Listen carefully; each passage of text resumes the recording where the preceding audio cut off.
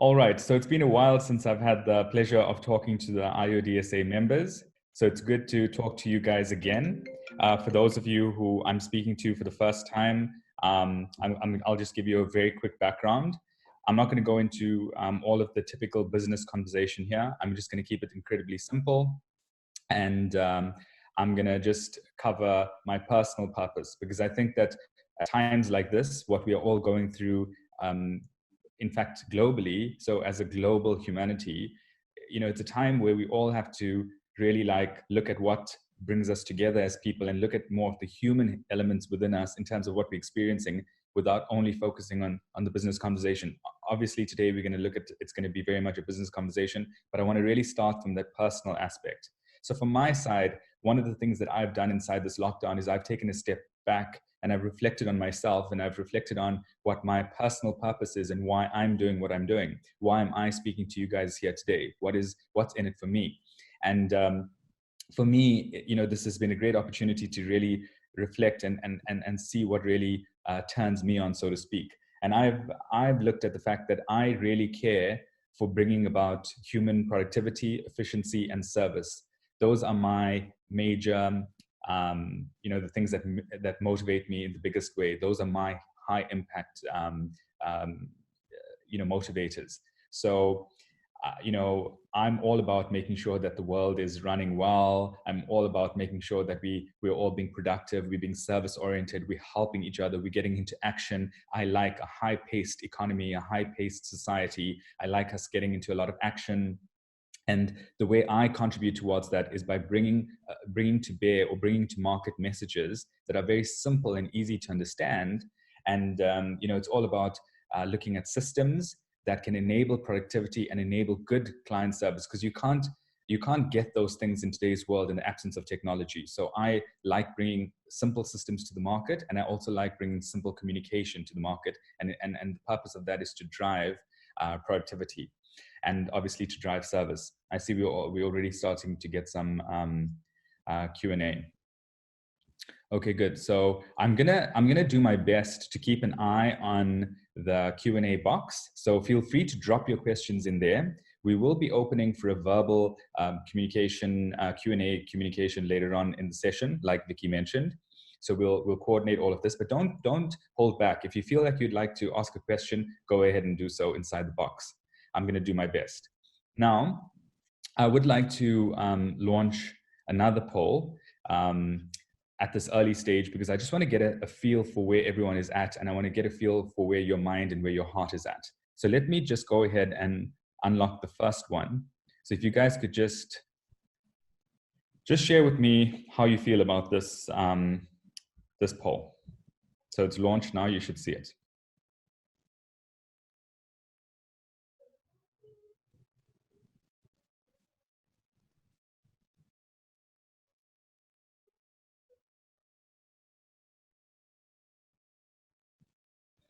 Okay, it's very interesting.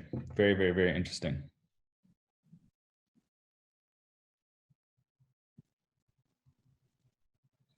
It's interesting that we have conservative, which is more protecting our existing base, as our leader, which I would say in many respects is not unexpected, but it's really good to see that come through from you.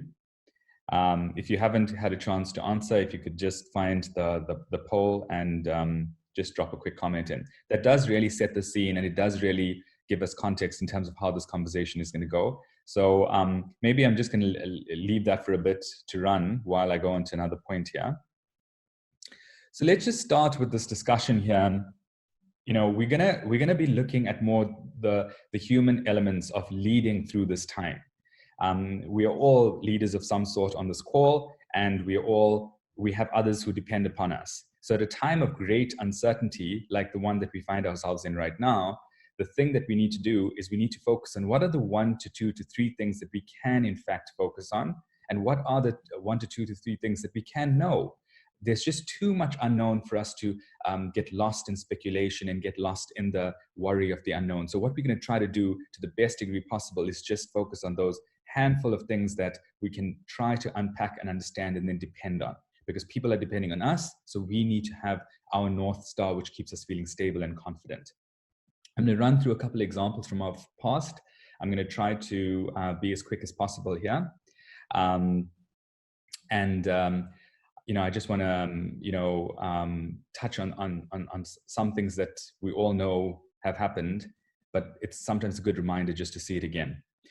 So in terms of the Spanish flu, which happened about 100 years ago, we've seen that the world went through a very, economically speaking, quite a destructive period, not too dissimilar from what we're experiencing right now. It was also pandemic based, and people were on lockdown. They were implementing a form of social distancing back then. And, you can see that there were significant knocks to the economy. However, we also see that some of the very large brands, like we have two brands named there, Citibank and Colgate. These were established prior to the influenza pandemic. And what's interesting with this, despite the fact that something like Colgate is very much a consumer brand, these brands strengthened and grew over time despite the pandemic. So in terms of this idea that all of, that our businesses are going to be wiped out, or we're going to find that our businesses are now no longer standing because of whatever's going on, I think we really need to rethink a lot of this, because we see a lot of the mighty brands that have survived. They have actually rose to success despite this. I do see quite a lot of comments coming through to the panelists. I'm not going to actually address any of them at this point until such time as until I'm notified about it, because I'm sure some of the other panelists are having a look as well.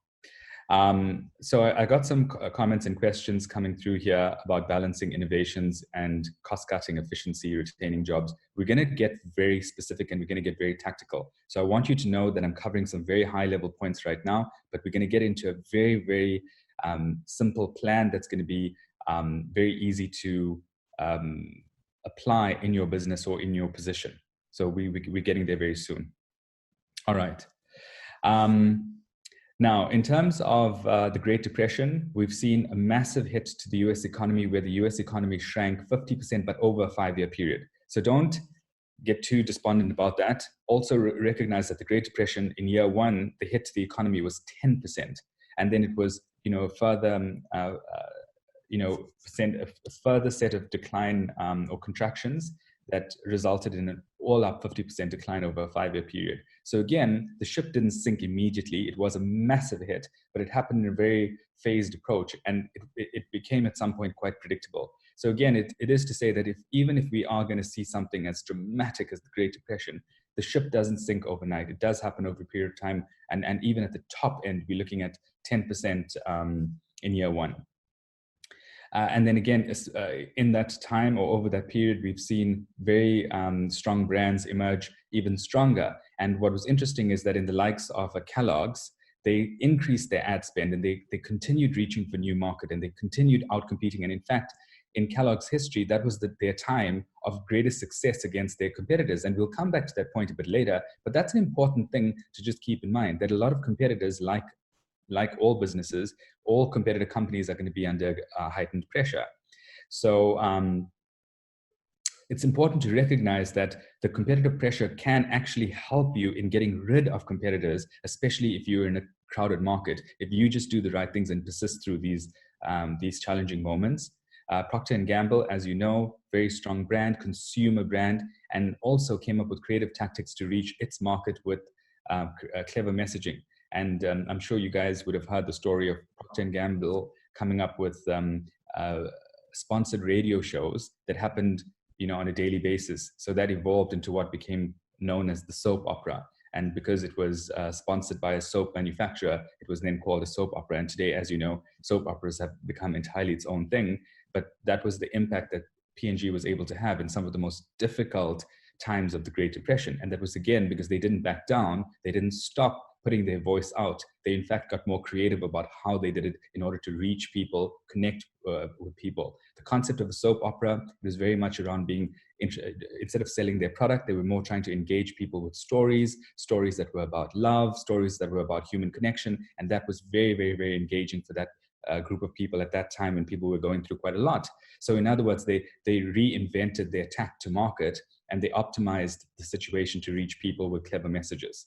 If we look more recently, this is the 2008 economic collapse, which most of us would remember like it was yesterday. And we've seen, a massive hit to many of the economies around the world, the strong economies around the world.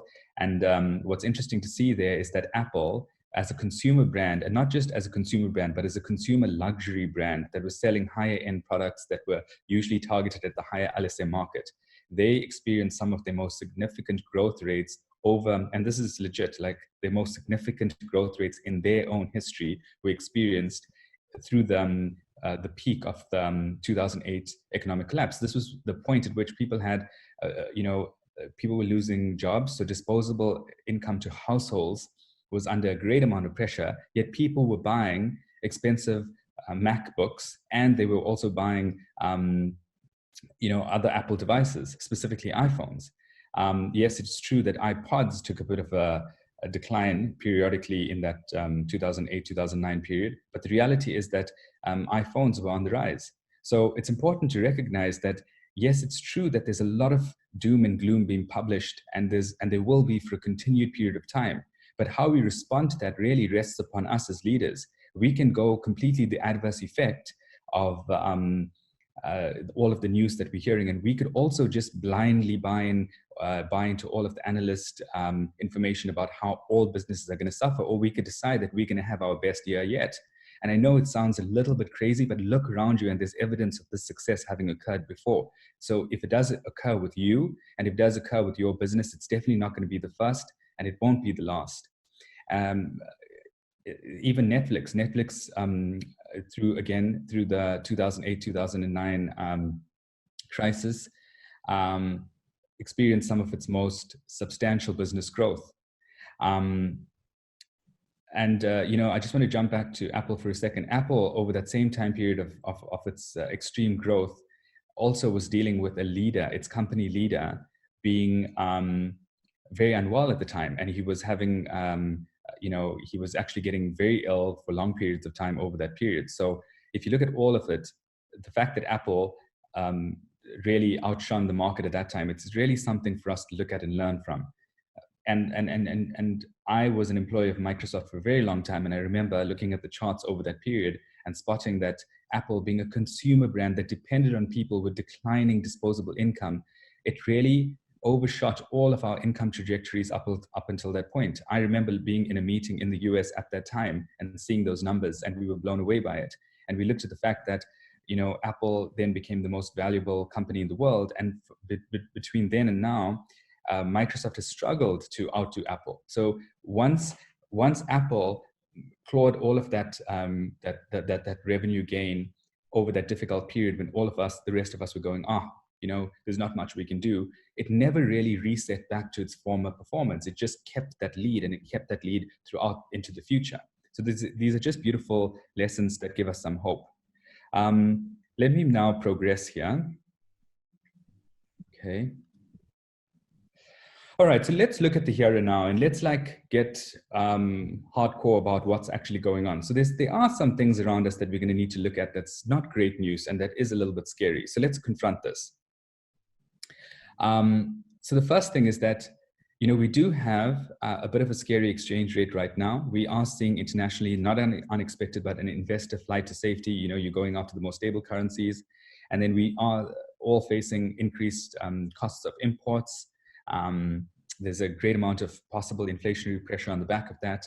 And then there's also the flip side of that same coin, which is our export income is also becoming a little bit more lucrative, those of us who are selling abroad. So that's definitely something to look at. So again, just to ensure that we contextualize our thinking, these data points are not just meant to be consumed so that we go, what bad news, this is terrible, let's just all go and give up now. It's rather to say, let's use these data points to trigger our thinking in the direction of growth. So make sure that when you're reading this, you're trying to read them with the context of, how can I find growth amidst all of this?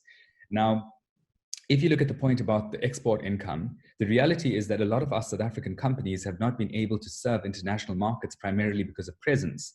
Now, with this concept of remote work, with being able to take sales meetings and other types of follow-ups and engagements more onto the online platform, a lot of the international buyers are willing to have cross-border conversations, the likes of which they weren't willing to have in the past. So there's potentiality for a reset in strategy and for us to revisit our approach to international markets. I mean, even as a business leader myself, I'm also rethinking my own strategy on this particular point. I'm trying to consider how many international markets I could be serving that I have not quite been serving right now, and how can I use the digital format to be reaching more customers more easily. The next point here is the repo rate adjustment. We have seen some cuts, which does send a bit of a shock into the market, because it's not just that it's decreasing, but it's the fact that that there seems to be a little bit of an abnormal pattern right now. But let's try to look at all the data points in context.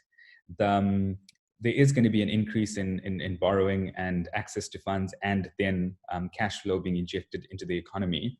And yes, this could potentially result in inflation that we're going to see because of increased cash supply in the economy. But let's also realize that this is an opportunity if we look at it microeconomically and not just macroeconomically. For our business, it does mean that as leaders, if we recognize the fact that people have access to increased borrowings over this period, we can take a chance and increase our inventory and increase our supply of goods and services. Because if we do that as companies, as businesses, that could ultimately, as a group, if we add that throughout the economy, that will be the action that will curb the inflationary pressure as much as possible. So we have to realize that people are going to likely go into more debt over this period, and the economy is set up for that. And we should not be unwilling to increase our service and increase our supply of goods in the face of access to debt. In terms of our junk status, again, that together with COVID has really been the source of a lot of doom and gloom. And a lot of people have been feeling despondent about that. And it's true. This is not great news for a number of reasons. Obviously, because the government is now going to be spending a little bit more for its debt. And the government is then going to translate that back into the economy in different formats and ways. But also, let's look at this. So we're seeing, on the one hand, pressure to increase taxation because of the increased government spending on its own debt because of our junk grade. But we then have the counter pressure of COVID-19, where, as you would see from the president's announcement, there's efforts to provide tax relief. So we're finding a very interesting phenomena. So where typically in the past, a government downgrade would result in increased tax collections, we're also seeing a counter pressure, which is very unusual. And again, it's something that we could trade off. It's something that we could still make the best of. So maybe, this COVID-19 situation that's happening at the same time as our junk status isn't completely bad news. Yes, it looks bad on the headlines, and yes, it looks bad publicly. But the reality is that the fact that COVID-19 is happening at the same time could take away some of the pressure that we would have incurred in the absence of COVID. So just look at it in context with all your data points, because we're not going to necessarily experience that horrible tax pressure that we would have in the past without the COVID situation. And then also start looking at things like a local know-how. When we look at the point about, I see someone's raised their hand. Okay, would you mind if you guys could just put your comments into the Q&A box for now, and I'm going to respond to you as soon as we open up in a second. Okay, so if you guys wouldn't mind just putting your comments into the Q&A box. Thank you. Okay, I'm going to continue here. I'm keeping an eye on the Q&A box, so if it comes through, I'm going to see what you say. In terms of the junk status, together with the rand-dollar exchange rate, the investor flight to safety, again, some concepts to keep in mind is that Africa, from a global perspective, if you look at these international investors, international business leaders, they see Africa as very much the dark continent still. They see Africa as something that they don't really understand, that's difficult to control. Having worked in a number of multinational scenarios in my career, I know how strange Africa seems to a lot of people around the world. So we have local know-how. Even if our extent of knowledge is limited by our own standards, internationally, people still see us as the authorities in Africa. So never forget that. Investment into Africa is not going to cease tomorrow. Africa is definitely a desired playground for a number of good reasons. We have, we're still a very mineral-rich continent. We still a lot of audiences internationally depend on us for a lot. So never be shy about that, and that will continue. And we need to see ourselves as the authority and never discount the value of local know-how. We know how to get by in South Africa. We know how to get by, in amongst some very difficult constraints. This dependence on us and our local know-how is going to become more of a factor in the immediate term, because if investors are pulling, it's going to free us up for us to take the responsibility to use our local know-how to produce goods and services that's going to serve our local market, which is a great opportunity for us to use that local know-how. And then that's going to become appealing eventually when the market settles again. It's going to become appealing again to the international community. So if we just touch on this all share index here, I just want to comment on the fact that South Africa, the ALSI in particular, does show a very buoyant recovery mechanism where we see much more rapid recoveries than other major indicators. So the Dow, the FTSE, typically 4 years. If we look at historically, these other major indicators took as long as 4 years to recover from the prior crashes, and with the ALSI, it's been about an 18 months. So just keep that in mind. Keep that in mind that we're not necessarily sure. We're you might see some bad indicators in the news, but with a lot of economies, the correction period is very, very long and vast and deep. And with us, it's very rapid because we have a very buoyant market. Some might term it volatile, and that's fine. But easy to go down, easy to go up. So again, there's a lot more recovery potential or rapid recovery potential that we can expect. Okay, I'm going to progress here because I want us to be done fairly shortly with the slides, and then I want us to go into a little bit more of a practical conversation here. Then let's look at the future outlook. I'm not going to spend too much time speculating because I'd really like to go into a little bit more of the microeconomic picture to see how this impacts careers and your business more particularly. Say we look at about a 6% roughly contraction on the South Africa economy. Again, lots of speculation in that. We got the version from the SARB, from some of the banks and the International Monetary Fund. Let's just say post year one, we get a contraction of 6%. We're going to be left with an economy of roughly $346 billion US. And that's post contraction, and that's going to be in a year's time. So again, it's just there to say that it's not like our economy was flying through the roofs and now we're going to decline 6%. We were already under, and we were already taking pressure for years. So South Africans have been very equipped to get by and to keep rolling and to keep going. And the size of the economy last year, by some calculations, was roughly 350 billion anyway. So it's not like we're going to be in a position that we don't know or that we don't understand. Just think with that. In a year's time, we are going to have an economy that's roughly the same size that it was last year or early last year or maybe late the year before. So it's not like we're going to go into a world that's completely unfamiliar. Our situation in South Africa, sure, there's multiple layers underneath what I'm saying, and I get it that there's the income divide and there's the different populations. I totally understand all of that. But from a leadership perspective, in terms of leading with certainty and courage, the point that I'm making here is that we're not going into brand new unfamiliar terrain. We're going back into an economy that we were at, not too long ago. So from a leadership point of view, let's not go into this think that everything is going to collapse and everything is going to die, because if we do, we're going to shake the boat. We're going to make people feel uncertain, and that behavior is what's going to create that effect. So we are going to introduce a self-fulfilling prophecy as opposed to, going by genuine market factors.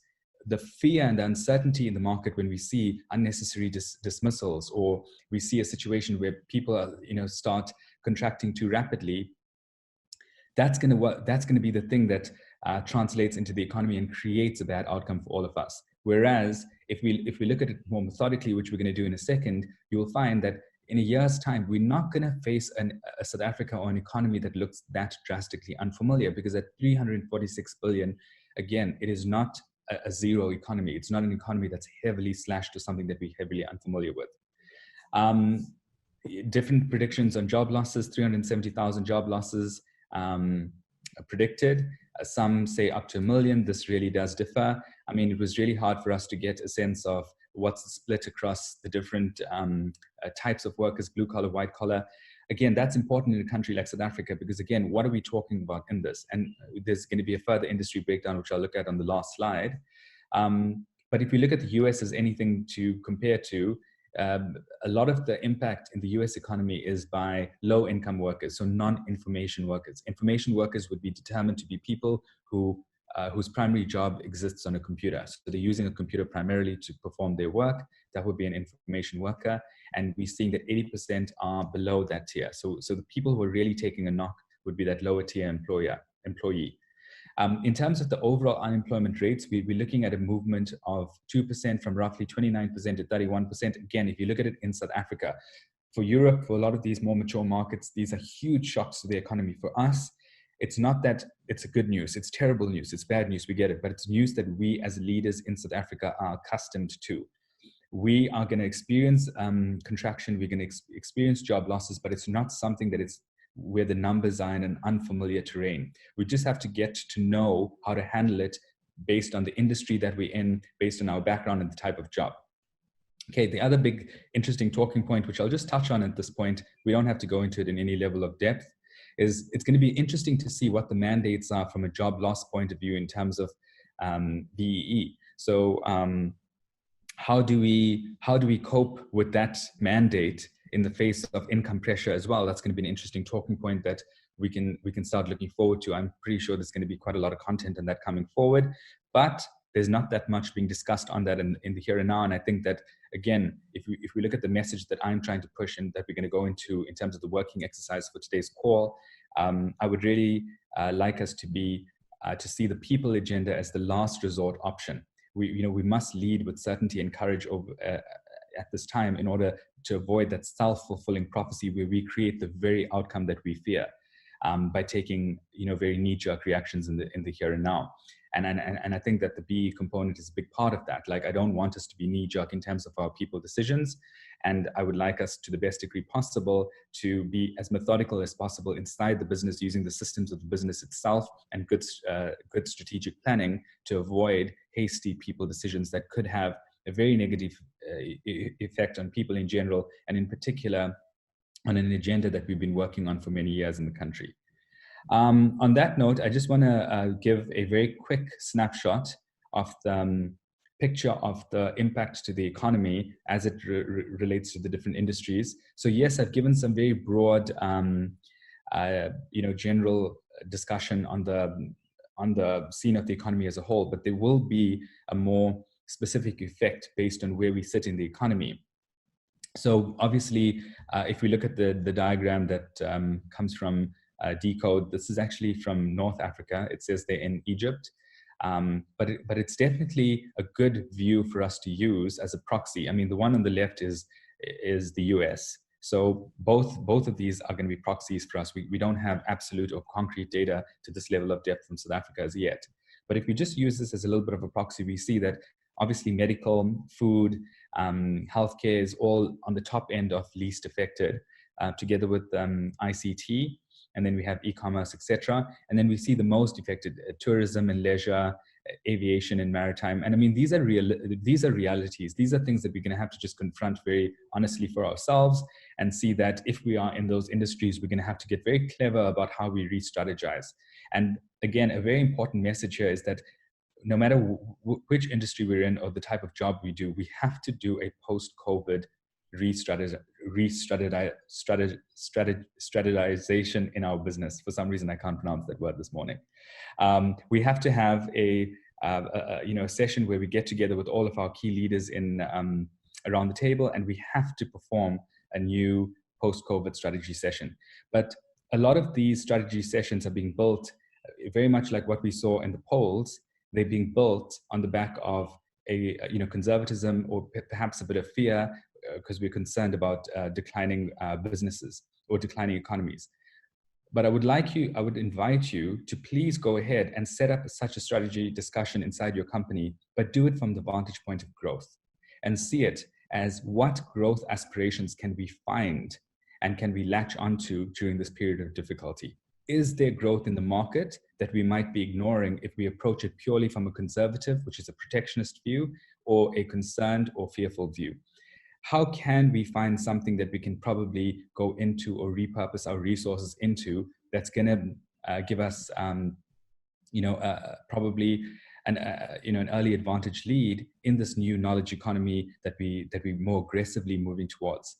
So, for example, tourism and leisure, it's about getting real about when we're going to really see those numbers change in these industries, taking into account social distancing that won't officially, even post lockdown. It's not like people are going to be jumping around all over each other. I think we all very honestly are going to be a lot more cautious about interacting with other human beings for a while until this whole pandemic situation itself is brought under control, and that could take a very long time.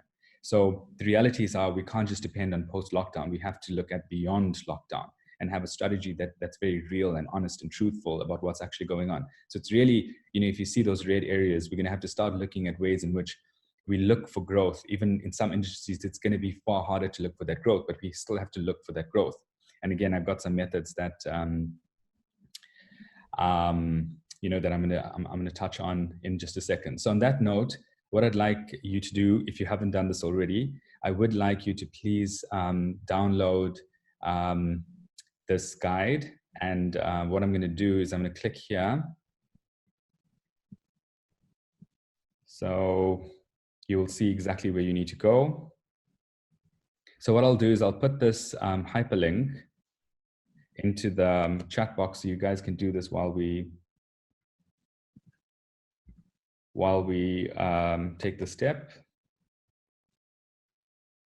Okay.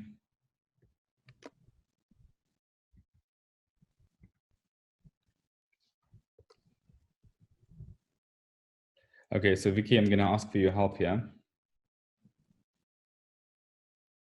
I think it's showing some of your, I'm just going to ask for your help on your side, Vicky, to just copy the link from the top of the browser into all panelists and attendees so that everyone has the link.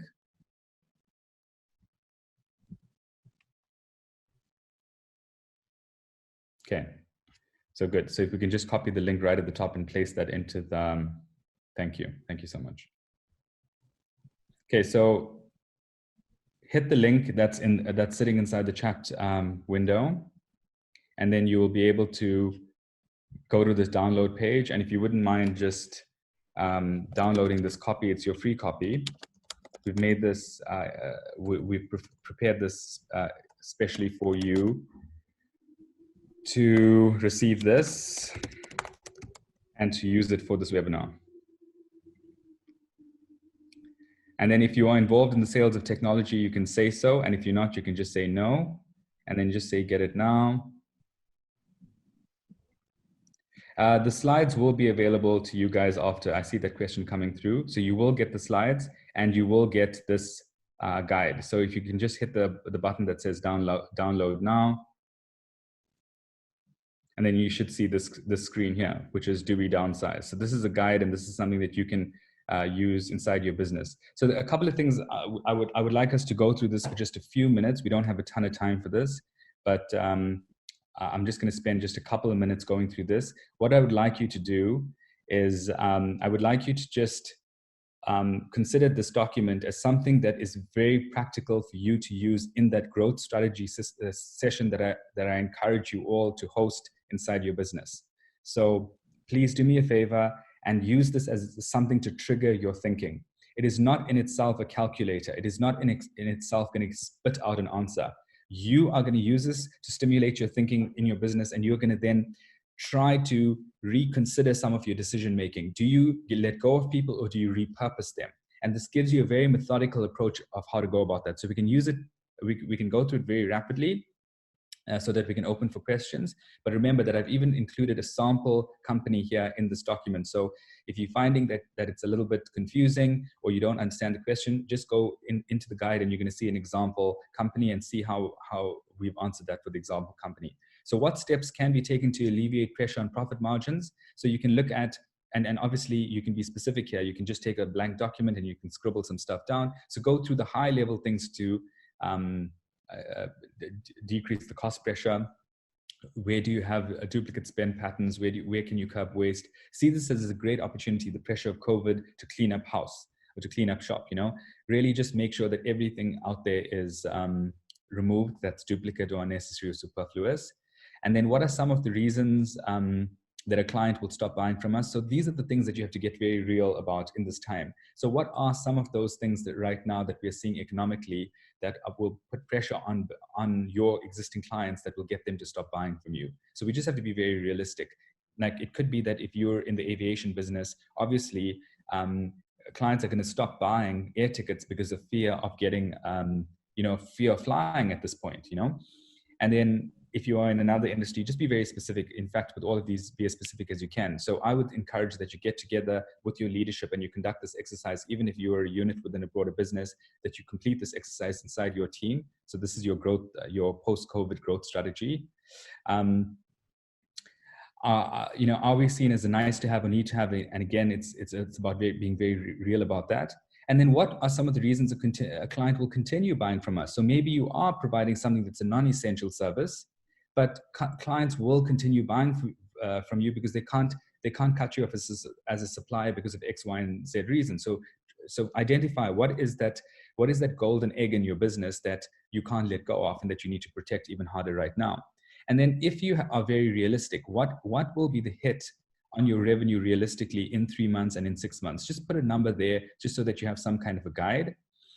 Then we move on to, obviously you have to know what your cash flow runway is. You're going to know for most businesses roughly how much time will you have to keep going as you are, business as usual. And in terms of white space potential, just put down a very high level description of your existing product portfolio and look at what is the target market that you're currently serving. And then get a sense of what the size is of that total market. So let's just say you are dealing with a situation where the total size of the market is 100 million. And right now you are only getting 1 million. Immediately that you are getting only 1% of this broader market. Now, I'm being very theoretical, so obviously you have to do it more specifically. So you're only capturing 1% of that market. And then once you know that you've got only getting, per question 4, you've only got 1% of that market, then honestly, guys, let's get real about this. You've got 99% of the market that's probably buying from someone else, or they're not buying right now. So you can actually still continue to grow even with a significant decline in the economy. If that economy declines by 10%, you still have headroom from that 1% to the 90% mark. You got 89% worth of economy to go after. So mathematically speaking, you're okay. That question 4 is so important to give you a sense of comfort so you can lead with certainty and courage. You can see that this approach that I'm giving you is very much based on logic and fact. It's not based on sentiment.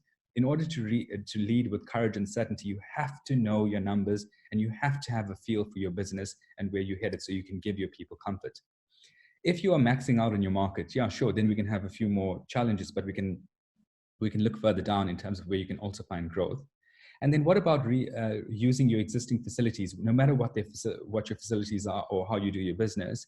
Can you repurpose some of that towards new products, different products, and capture even more market or increase your target market as a result? So if you're making children's clothing, could you now branch out into adult clothing and as a result widen your market so that your percentage is still low? So even if the economy takes a massive hit over the next 12 months, there's still enough market out there that you can be selling to.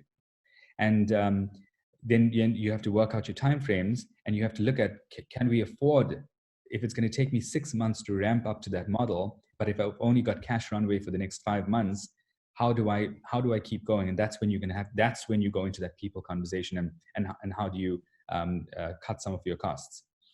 In terms of investments to capture the new market, this is really about getting real about how much you're going to have to spend. Remember, the likes of the big companies in the past who survived the depression, they didn't go quiet through the depression or the recession. And that's a critical dependence. You have to keep talking. And then you have to look at your costs of capturing the new market. Do you have enough people? This is, again, very important. And the competence of your people really becomes something that's of top priority at this stage. You have to not just look at your people as people, you have to look at competence.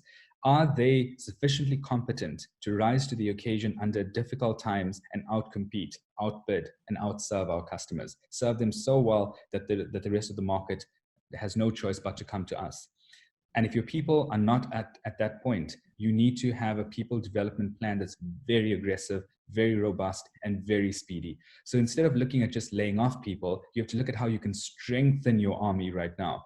To go into war with fewer soldiers might not actually be the smart thing to do. So you really have to inspect this question with your team and with your people and with your leadership. You have to look at whether you have the quality of people that you want to go into war with, because the reality is that post-COVID, the lockdown, we are going into war. As much as I'm saying that there are many positive silver linings in all of this, we have to be very ferocious, because the market's going to be a lot more competitive when we go out there. And you have to look at what is going to be the cost of training up your people and investing in them so that they can become more competent, and you're going to have to see how you're going to afford this. Like, what price reductions can you allow on your margins so that you can capture more market more aggressively in post-COVID world? Because again, it's a very competitive market. And what are the competitors doing to reach this market? You have to go and spot them to see, are they also reducing prices? Are they making their people more competent? You have to get a sense of that. And then you also have to look at what is the net investment in marketing that you're going to have to do to capture these new markets. You're going to have to do more marketing, not less. The knee-jerk reaction is pull back spend on everything. You pull back spend on everything, you're going to be in trouble in 6 months to a year, and it's going to be totally self-created. You have to be smart about marketing. You cannot go silent over this time. Imagine there's a smaller pool of people with less deep pockets, and you have to be aggressive about how you capture them.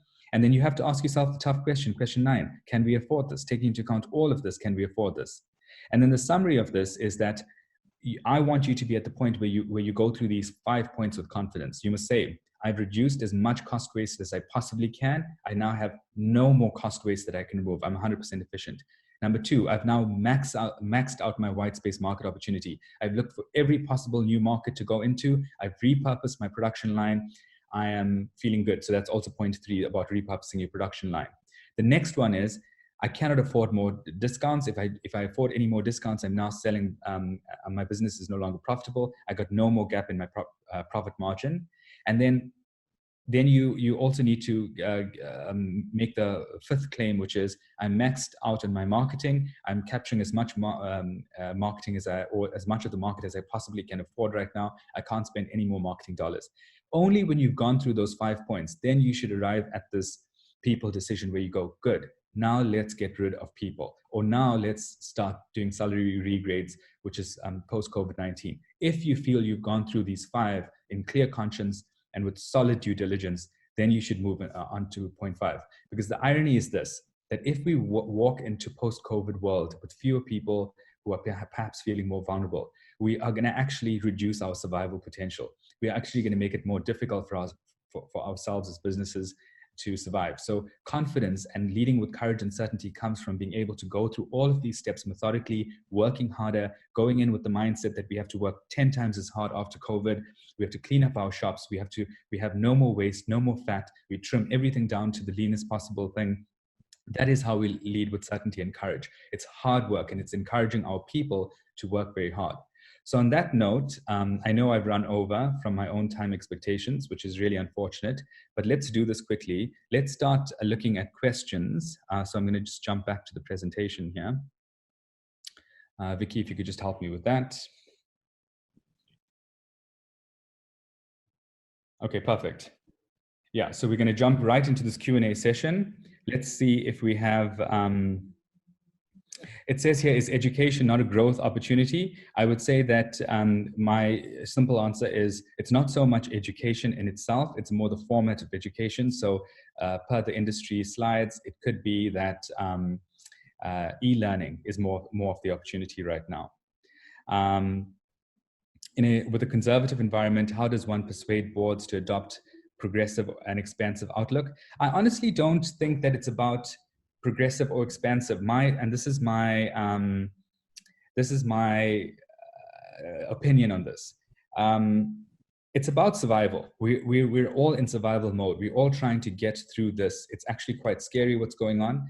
And what's beautiful about what's happening right now is that going and diversifying our products and being expansive, as you say, is no longer a luxury. It's a survival point. So if you have a conservative board that's not necessarily willing to look at ways of repurposing, using resources cleverly, making money in creative ways, that board is not necessarily leading its company towards growth. And in doing so, is not necessarily abiding by the core mandate or the core role of a board, in fact, as defined by the IODSA. So that's one thing to note, is that right now, diversifying, being creative, being innovative is no longer a nice to have. It is for survival's sake. So all boards should call itself back to the point of what is our core mandate and purpose, and what do we have, what role do we have to keep the ship on the water? And in some instances, depending on your industry, you have no choice but to repurpose to keep the ship on the water. This is a great guideline, but it concerns me that it ends negatively, must downsize. Please restate the summary so that it leads to me to a more growth strategy. And Leon, I think you're making a super valid point, and this is a great opportunity to get feedback on that, because we published that guide specifically for the session. And this is the first time I launched it. And I think you're right, it does subliminally give a wrong message. It was actually meant to say, if you actually go through those 5 points, I'm pretty sure no one's going to get to that downsize point. And that was more the message to convey, because it's just that a lot of people are skipping those 5 points and they're going straight to the downsize or the salary decrease point. But that's very valid feedback, and I will definitely note that. At this point, I see more questions coming through. Vicky, do you not want to perhaps have a few people share their voices? Great, Kerushan, we can do that. For all the attendees that are still here, if you can raise your hand, if you have a question that you'd like to ask live, you'll see again on your menu panel, there should be an option for reactions, and there's a raise hand functionality. So if you can raise your hands, I see a few people coming in, I will just randomly pick one or two to talk. So at the moment, I've got Michelle Boyson. I'm gonna allow you to speak. If you can just unmute yourself. Got it. Thanks, Vicky. Thanks a lot. I think that I really enjoyed that more positive, practical outlook. I would just like to add, I think from a self-survival point of view, this is great. But also remember that through the trends in the last couple of years of collaboration, our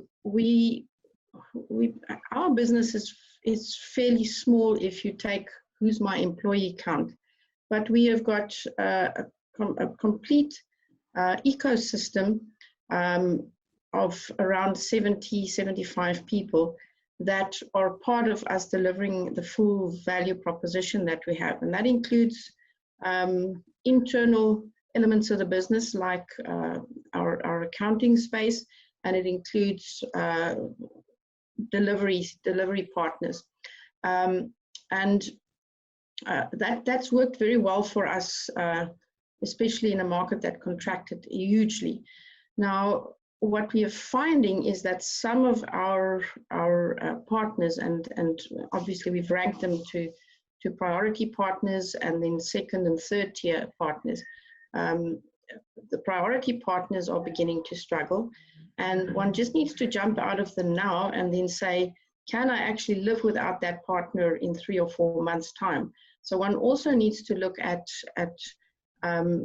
providing some sort of a support to those partners who also rely on others to pay them, and others are not paying them. So now they're beginning to fall into a space of distress. And I need those partners to go on in the future. So that means that whatever you were cutting, you got to cut it thinner and spread it a little bit wider just to keep that heartbeat going. So I just wanted to add to that is that it's, I agree, letting people go is the last resort, but at the same time, you've got to look at what your entire ecosystem looks like and what your supply chain looks like, and try and keep that intact, because it will pick up, and then we are going to need that full supply chain to be available. Yeah, absolutely. I agree. And as much as possible, don't just look at this from the vantage point of employees alone, but also look at it as importantly in terms of the supply chain. You know, we do have a supply chain that depends on our businesses. So just cutting off the supply chain blindly would be equally full of folly. So thank you, Michelle, for that.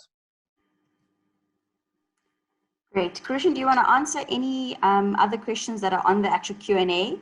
I'm just Okay. waiting for people to raise their hands. Let's have a look here.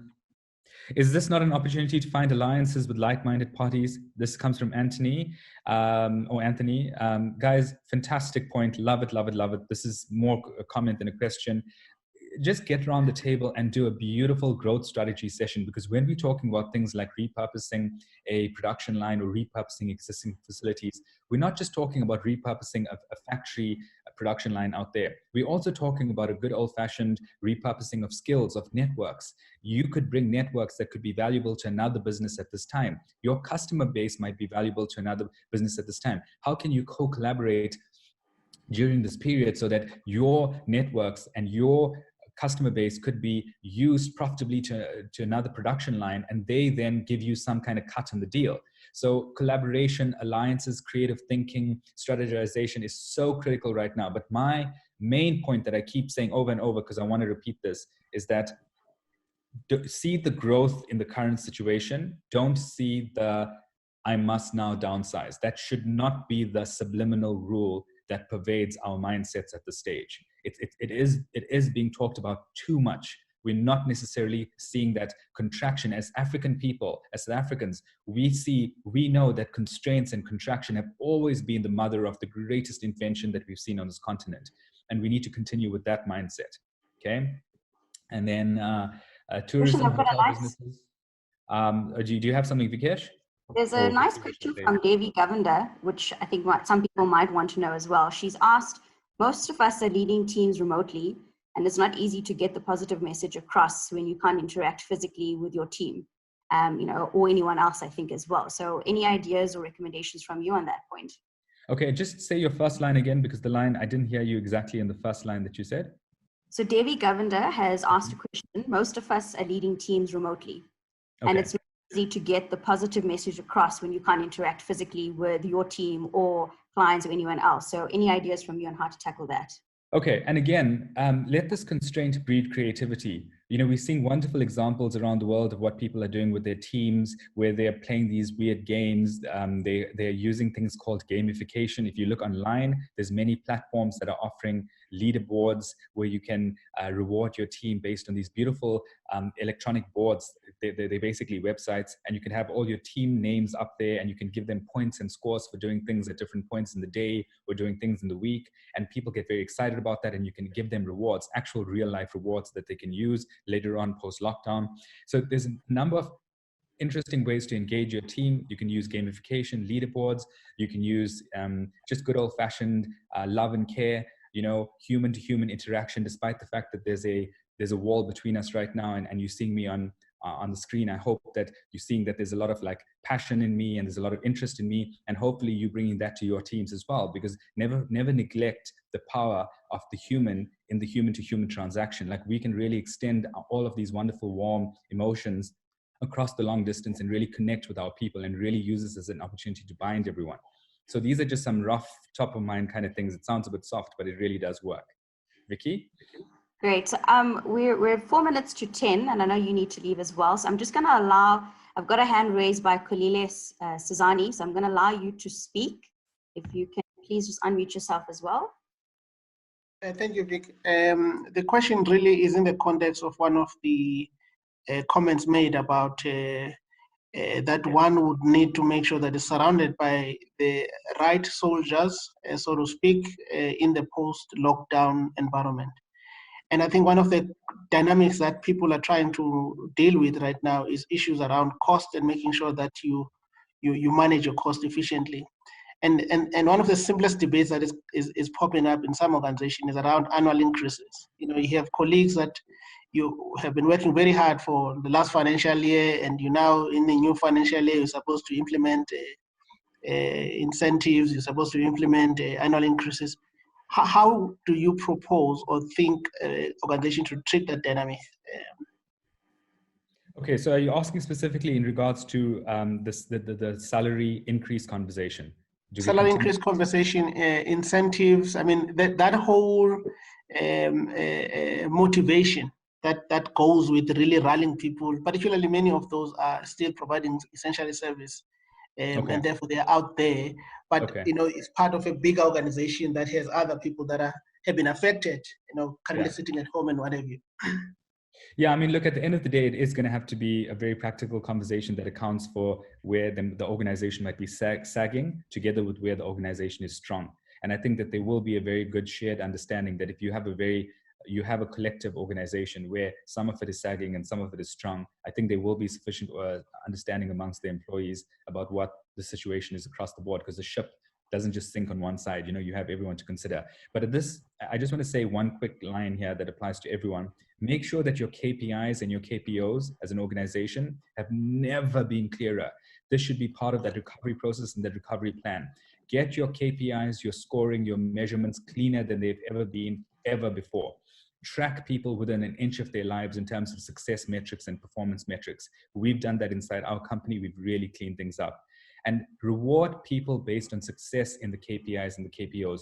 Don't reward them based on what the analysts are telling you. If people are doing good work, if their numbers are rising, if they're doing good work for your company despite the conditions, reward them. It's critical that you keep that process alive. Don't get into this mindset where you say all rewards, all incentives, everything is now cut because of COVID. That would be suicide for your company. Penalize where it's going down and where you need to put measures in place to recover, but reward people who are still going above and beyond. You've got to do that. You might have to restructure it or rephrase it or maybe change the size of it, but don't eliminate it. You have to reward the good people.